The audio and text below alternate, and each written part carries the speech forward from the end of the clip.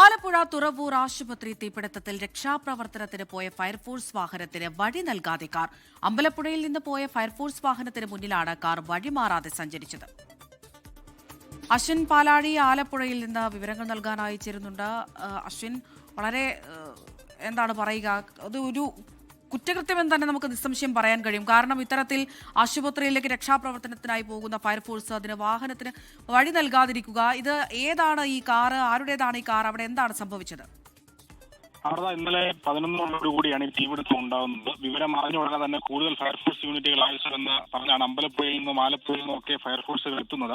അതിവേഗം ആശുപത്രിയിലെ തീപിടുത്തം നടന്ന സ്ഥലത്തേക്ക് എത്താനുള്ള ശ്രമങ്ങൾക്കിടെയാണ് KL32V 7934 എന്ന ചേർത്തല രജിസ്ട്രേഷനുള്ള വാഹനം ഈ ഫയർഫോഴ്സ് വാഹനത്തിന് തടസ്സം സൃഷ്ടിച്ച് ഏകദേശം 5 മിനിറ്റോളം മുന്നിൽ ഓടിയത്.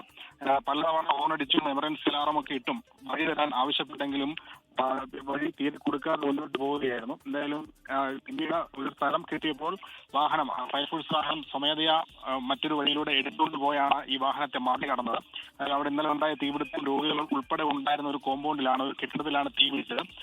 അത്തരത്തിൽ എമർജൻസി ആവശ്യമായി പോകുന്ന വാഹനത്തിന് മുന്നിൽ ഇത്തരത്തിൽ ഒരു സാഹസികത കാണിച്ച വാഹനത്തിനെതിരെ ഫയർഫോഴ്സ് തന്നെ പോലീസിൽ പരാതി നൽകിയിട്ടുണ്ട്. ഇതിന്റെ ഉടമയെ കണ്ടെത്തി നടപടി സ്വീകരിക്കാനുള്ള ഇടപെടലുകളും പോലീസിന്റെ ഭാഗത്തുനിന്ന് ഉണ്ടായിട്ടുണ്ട്. അശ്വിൻ പാലാഴിയാണ് വിവരങ്ങൾ നൽകിയത്.